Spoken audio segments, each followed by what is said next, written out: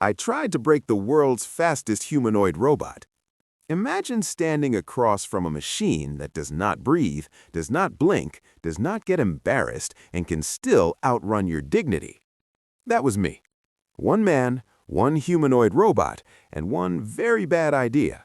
What happens if you try to break the world's fastest humanoid robot without technically breaking it? Not with a hammer, not with a baseball bat. I'm not trying to become the first YouTuber arrested by engineers. No. I mean something much more scientific, much more elegant, much more humiliating.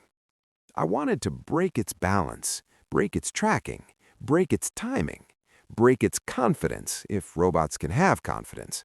And if they can't, I was prepared to develop that field personally. Because somewhere between science fiction and reality, humanoid robots crossed a line. They used to move like your uncle after leg day. Now they run, recover, jump, self-correct, and stare at you with the emotional warmth of an unplugged refrigerator. And today, I was going to find out something very simple. Is this thing actually fragile, or are we the fragile ones? Cue the bad decisions. Before we begin, let's define the monster in the room.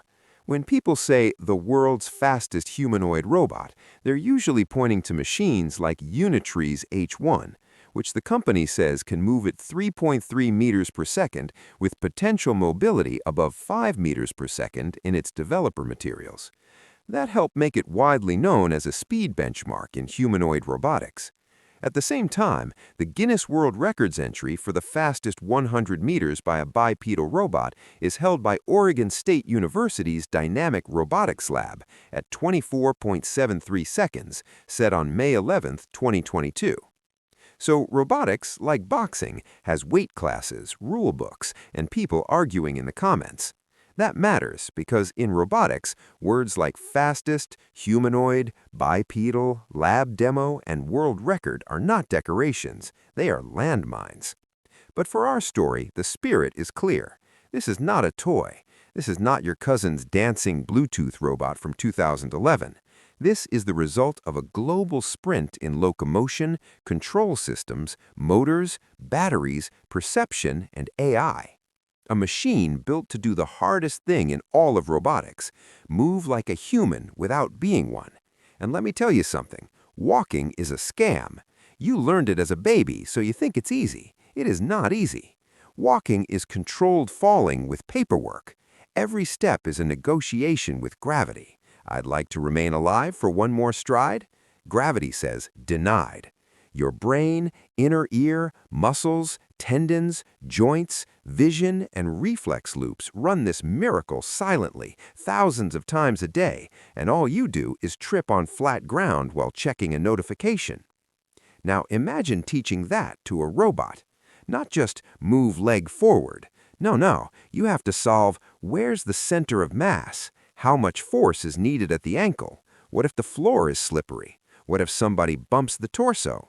What if the left foot lands 2 centimeters off target? What if the battery drains, the sensor jitters, and the controller gets noisy right when the machine is mid-stride? Human walking is a symphony. Robot walking is a knife fight with calculus. And I was about to walk into that knife fight wearing sneakers and confidence. 2 things history has shown are not enough. First contact. There it was, tall, mechanical, slim in that unsettling way only robots and runway models can be. A torso packed with actuators, legs engineered like a physics exam, a head area that looked less like a face and more like a warning. Some humanoids use sensor stacks like 3D LiDAR and depth cameras to perceive the environment, and speed-focused platforms such as Unitree's H1 publicly list those kinds of systems, along with high joint torque and a replaceable battery pack, which is a very corporate way of saying this thing sees, computes, and moves with purpose. I walked around it like ancient villagers probably walked around the first cannon, curious, respectful, already regretting the plan. And the plan was simple. I would put this robot through a series of increasingly unfair challenges to see what actually makes a fast humanoid fail. Not explode, not die, just fail in the most educational way possible. because that's what science is. Science is just organized troublemaking with better vocabulary. So here were the tests. The distraction test. Can it stay stable when the world gets messy? The shove test. Can it recover from external force?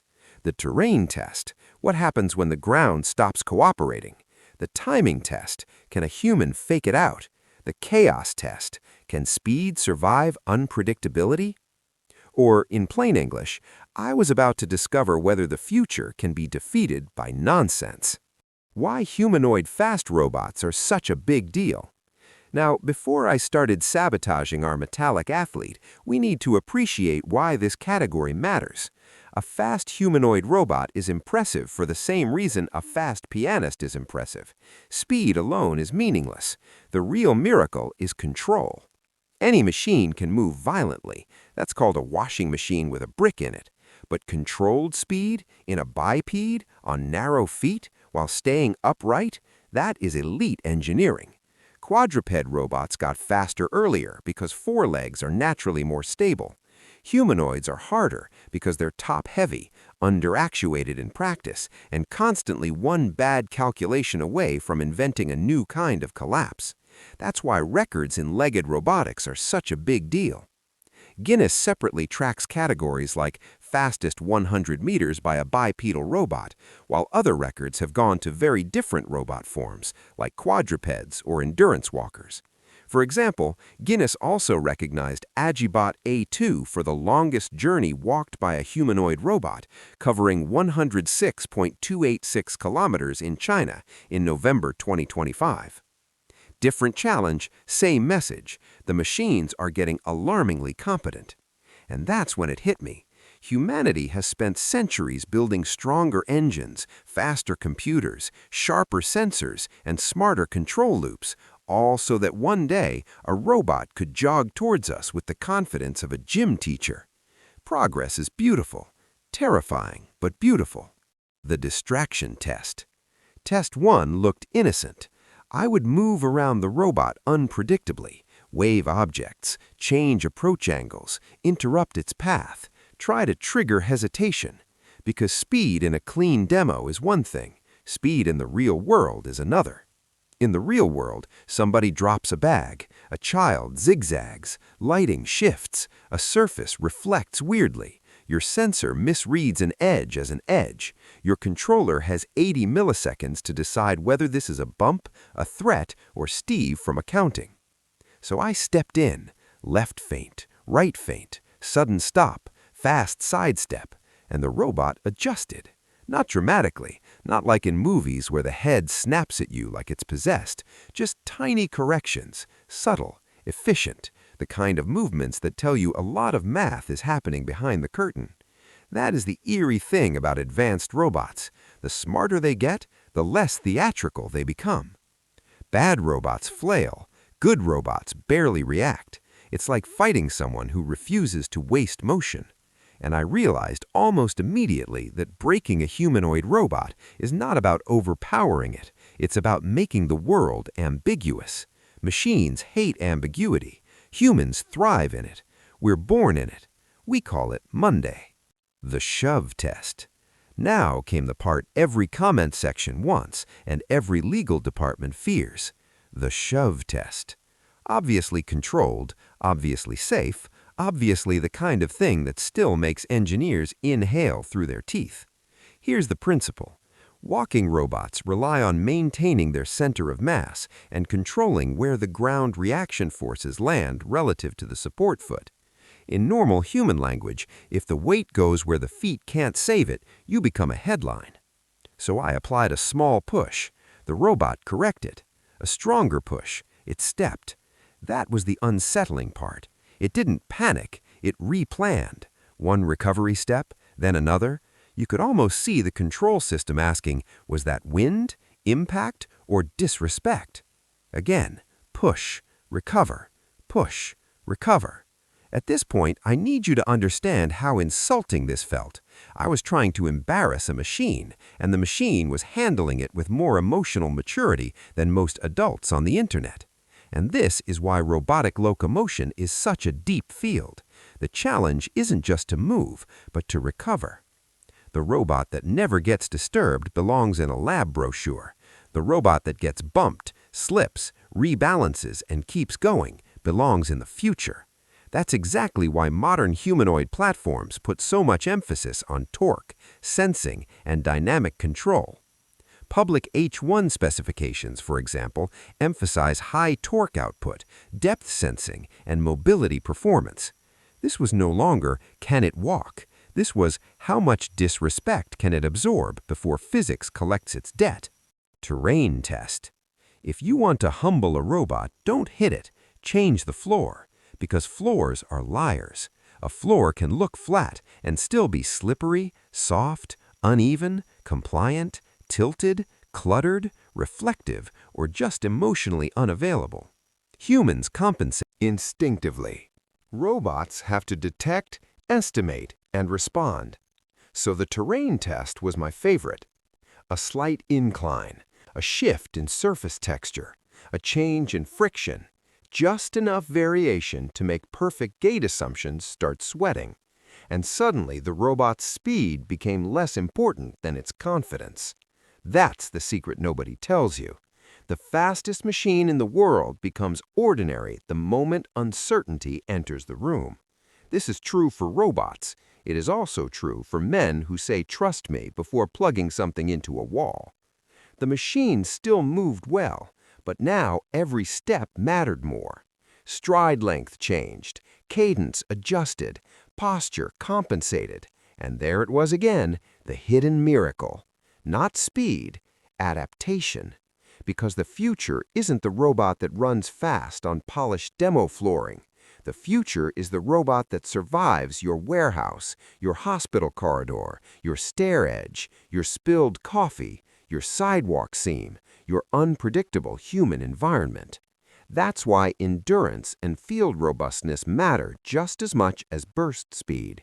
It's also why records like Agibot A2's 106.286 kilometer humanoid walk are notable. They signal progress not just in locomotion, but in sustained reliability. In other words, the real flex is not sprinting. The real flex is not falling apart halfway through reality. The timing test. Now we enter the funniest battlefield of all, human trickery. Machines are fast, precise, and tireless. Humans are chaotic goblins with intuition. So I tried to fake it out. Delayed motions, sudden reversals, partial commits, body feints, the kind of movement that works in sports, arguments, and trying not to answer a direct question. And for a moment, just a moment, I saw the weakness. Not physical weakness, predictive weakness. Because every moving system has to forecast what happens next. A robot isn't just seeing you, it's estimating your trajectory, your intent, your probable next state. Which sounds cool until you realize humans are often terrible at knowing their own probable next state. I have opened the fridge and forgotten why I'm there. How is a robot supposed to model me? This is where robotics meets philosophy. The machine is trying to turn behavior into math, but humans are part mechanics, part habit, part impulse, part drama. Which means if you ever want to stress test a robot, you do not need a perfect obstacle course. You just need a person who changes their mind for no reason. So naturally, I was overqualified. Why this changes everything. At this point, I had not broken the robot. I had annoyed it academically. But the real story was becoming clear. These machines are crossing from demo objects into general physical agents. That is a civilization-level shift. Because once a humanoid can move fast enough, recover well enough, perceive accurately enough, and manipulate the world reliably enough, you no longer have a curiosity. You have a labor platform, a logistics worker, an inspection unit, a responder, a warehouse assistant, a dangerous tool, a useful companion, a liability, an opportunity, a policy headache in sneakers, and yes, maybe one day your replacement at the office. Though to be fair, if a humanoid robot can survive management meetings, it deserves your job. The reason companies care so much about humanoids is not because legs are cool. It's because the human world is already built for human bodies. Stairs, doors, handles, shelves, tools, hallways, rails, pedals, workstations. A humanoid doesn't need the world redesigned. It needs to become good enough to live in the world we already made. That's the prize, and it explains why speed matters symbolically. Fast locomotion says the control is improving, the hardware is improving, the confidence is improving. It tells investors one thing, engineers another, and the rest of us, hey, that machine over there, it's getting less hypothetical. Then I gave it the final exam. Not one variable, all the variables. Movement, noise, timing shifts, path changes, surface changes, uncertainty layered on uncertainty. Because the real world never attacks one weakness at a time. Reality jumps you. And the robot? It held up disturbingly well. Not perfectly. That would actually have been less interesting. It hesitated on edge cases, adjusted on surprises, needed control margins, showed the little moments where machine intelligence is still extremely intelligent stupidity, which honestly makes it more impressive. Perfection is a render. Imperfection is proof this is real. And that's the moment the whole video changed for me.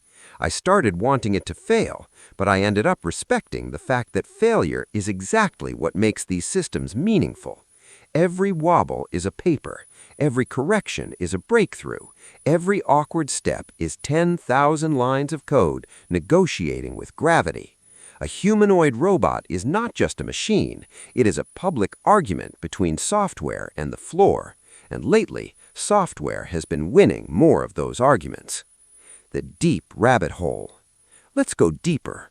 Why are humanoid robots so hard to beat? Because they are built on layers. Layer 1, mechanics, motors, joints, transmission, structure, weight distribution. Layer 2, sensing, cameras, depth systems, inertial measurement, force estimation, state feedback. Layer 3, control, trajectory planning, stabilization, whole body coordination, recovery logic. Layer 4, intelligence, adaptation, learning, task execution, perception-action coupling. And here's the important part. You don't beat the robot by beating one layer. You beat it by creating a situation where the layers disagree. The camera says one thing, the inertial unit says another. The surface behaves differently than expected. The controller has to choose. The body has milliseconds to comply. That is where robots look mortal. And that is also where they are improving fastest. Companies like Unitree have been very public about pairing robotics hardware with AI and developer ecosystems, while public-facing product and developer pages for the H1 emphasize speed, sensors, torque, and open development support. That combination, hardware plus software plus iteration, is exactly why improvement can come in rapid leaps instead of slow drips. This is not evolution over centuries. This is update notes. Version 1 walks. Version 2 runs. Version 3 recovers. Version 4 watches you try to prank it and logs the attempt. Wonderful. Now, let me humble us for a second. Humans love mocking robots when they fall. We see one clip of a machine stumbling and immediately start acting like biology has secured the championship forever. But let's be serious. Humans fall constantly. On ice, on stairs, on stage, while dancing, while texting, while existing. The difference is when a robot falls, it becomes a global meme. When you fall, your friends say, "You good?" while trying not to laugh hard enough to rupture something. So yes, the robot had limitations. Yes, I found edge cases. Yes, unpredictability still matters. But this thing was not fragile. It was unfinished. And unfinished is far more dangerous than fragile. Because fragile things disappear. Unfinished things improve. So did I break the world's fastest humanoid robot? No, I did something worse. I learned what it takes to make it struggle. And the answer is not brute force. It's not movie violence. It's not one dramatic weakness. It's uncertainty. It's ambiguity. It's the messy, slippery, badly lit, badly timed nonsense of the real world. That is where the battle still lives. But make no mistake, the gap is closing. The robot I tested is part of a much bigger story, one where humanoids are getting faster, more stable, more durable, and more at home in a human-built environment. Public record-keeping shows real progress in both speed and endurance. Guinness lists 24.73 seconds for the fastest 100 meters by a bipedal robot, while commercial humanoid platforms like Unitree's H1 publicly claim 3.3 meters per second mobility and have become symbols of the category's acceleration. So no, I didn't break the robot, but I did break one comforting illusion, that these machines are just clunky toys. They're not. They are prototypes of a future that is already rehearsing. And if this is what they can do now, what happens when they stop needing us to make the mistakes for them? That is the question, and that, my friends, is where the story gets truly interesting. If you enjoyed this video, hit like, subscribe, and comment Team Human if you think people will always out-adapt robots, or comment Team Titanium if you think the machines are just warming up. And for the next episode, we can go even deeper. The physics of robot balance, how humanoids learn to recover from falls, or why the hardest thing in robotics is something toddlers do for free. Because the future isn't arriving with laser eyes, it's arriving one step at a time.